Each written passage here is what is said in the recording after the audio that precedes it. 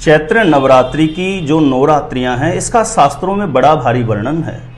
आपके विवाह में किसी भी कारण से विलंब चल रहा हो, मैरिज होने में यदि लगातार डिले चल रहा है, तो आज के इस वीडियो में नवरात्रि, चैत्र नवरात्रि जिसको बसंत नवरात्रि के नाम से भी बोलते हैं, जो 2 अप्रैल से प्रारंभ होकर के 10 अप्रैल 2022 तक रहेंगे, तो 9 दिन की एक खास विधि आपको बताता हूं। चाहे आपकी कुंडली में किसी भी प्रकार का कोई दोष बन रहा हो, किसी भी प्रकार की कोई ऐसी नेगेटिव दशा चल रही हो कि जिसकी वजह से मैरिज में लगातार डिले चल रहा, आपकी मैरिज नहीं हो पा रही है। देखिए, नवरात्रि की जो नवरात्रियां होती है ना, इन नवरात्रियों में ग्रह नक्षत्र का एक विशेष प्रभाव भूमंडल पर आता है। ये रात्रियां जो होती है ना, बड़ी अलौकिक दुर्लभ शक्तियां जो योगी लोग होते हैं, साधक लोग होते हैं, नवरात्रि के समय अर्जित करते हैं। साधारण व्यक्ति इनका इतना महत्व और रहस्य नहीं समझ पाता है। नवरात्रि के 9 रात्रियां अपने आप में बड़ी से बड़ी सिद्धि प्रदान कर सकती है किसी भी व्यक्ति को, और अपनी मनोरथ सिद्धि के लिए, अपनी संकल्प सिद्धि के लिए बड़े बड़े यज्ञ अनुष्ठान इन नवरात्रियों में संपन्न किए जाते हैं। यदि आपकी मैरिज में लगातार डिले चल रहा है, तो आपको एक ऐसा प्रयोग बता रहा हूं नवरात्रि का, आप जरूर करिएगा। चाहे कैसी भी कोई ग्रह दशा चल रही हो, कुंडली में कितना भी बड़ा कोई दोष बन रहा हो, उसका शमन हो जाएगा और शीघ्र अतिशीघ्र विवाह का योग आपके जीवन में बन जाएगा। करना क्या होगा, जैसे 2 अप्रैल से नवरात्रि प्रारंभ हो रहे हैं और 10 अप्रैल को रामनवमी है, तो 2 अप्रैल से लेकर के और 10 अप्रैल तक आपको ये लगातार करना होगा। सूर्योदय से पूर्व उठना है, स्नान आदि से निवृत्त होकर के सूर्य भगवान को जल आप जरूर समर्पित करें। नवरात्रि के 9 दिनों में पूर्ण रूप से ब्रह्मचर्य का पालन करें, बाहर के खान पान से बचें, विशेष करके लहसुन प्याज का त्याग कर दें। 9 दिनों में आपको सेवन नहीं करना। ये कार्य जिसकी शादी नहीं हो रही है, वो बच्चा या बच्ची भी कर सकती है। यदि बच्चा बच्ची नहीं कर सके, तो उसके निमित्त माता पिता में से कोई उनके लिए ये विधि संपन्न कर सकता है, जो मैं बता रहा हूं। नवरात्रि की 9 रात्रियों में नीचे ही जमीन पर, नीचे फर्श पर चटाई या बिस्तर लगा करके सोना चाहिए। झूठ बोलने से बचना है, क्रोध तो बिल्कुल भी नहीं करना, नहीं तो जो अनुष्ठान मैं बता रहा हूं वो कहीं ना कहीं निष्फल हो जाएगा। घी का दीप प्रज्वलित करें घर के पूजा स्थान में, और जिन लड़कों का विवाह नहीं हो रहा है वो स्वयं करे तो बहुत अच्छा है, नहीं तो माता पिता में से कोई कर सकता है।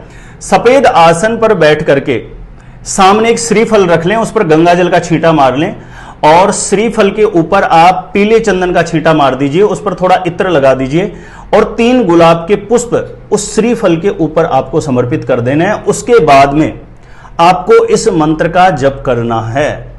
ओम पत्नी मनोरमाम देही मनोवृत्तानुसारिणीम तारिणीम दुर्ग संसार सागरस्य कुलोद्भवाम। इस मंत्र की 3 माला एक ही आसन पर बैठ के, ध्यान रखना बीच में उठना नहीं है।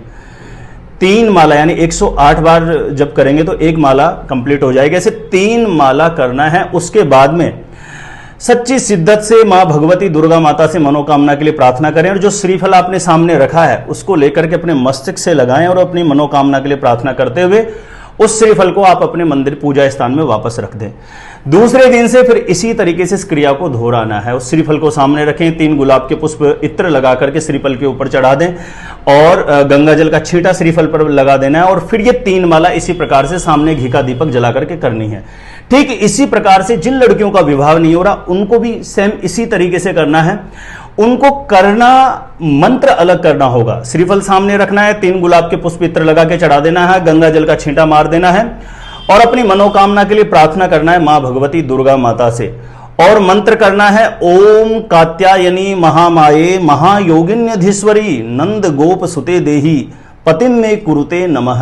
इस मंत्र की 3 माला एक ही आसन पर, ध्यान रहे आसन पीले रंग का हो तो बहुत अच्छा है, नहीं किसी भी आसन पर पीले रंग का कपड़ा बिछा के बैठ के कर सकते हैं। बच्ची स्वयं करे तो बहुत अच्छा है, नहीं तो नहीं करे। ऐसी स्थिति में माता पिता में से कोई इस विधि को संपन्न कर सकता है।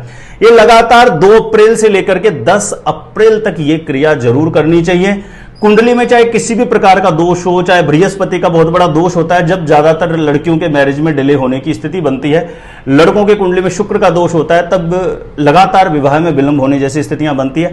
लेकिन ये अनुष्ठान आप नवरात्रि के समय करते हैं, साधारण दिनों में भी कर सकते हैं, किसी भी शुक्ल पक्ष की प्रतिपदा से लेकर के आप इसे संपन्न कर सकते हैं। लेकिन ये बहुत ज्यादा इफेक्टिव होता है नवरात्रि के समय। आप किसी भी नवरात्रि में इस विधि का प्रयोग कर सकते हैं यदि लगातार मैरिज में डिले हो रहा हो, तो इससे शीघ्र विवाह का योग बन जाएगा। और ध्यान रहे, जब 9 दिन कंप्लीट हो जाते हैं, जो श्रीफल आपने रखा है मस्तक से लगा के आप मंदिर में रख देते हैं, उस श्रीफल को कहीं जल प्रवाह कर देना, बहते हुए जल में विसर्जित कर दें और अपनी मनोकामना के लिए प्रार्थना कर दें।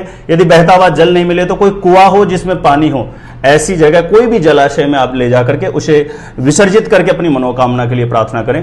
यह संकल्प सिद्धि का और विशेष करके शीघ्र विवाह कराने का एक शास्त्रों में वर्णित है ये विधि, ये प्रयोग।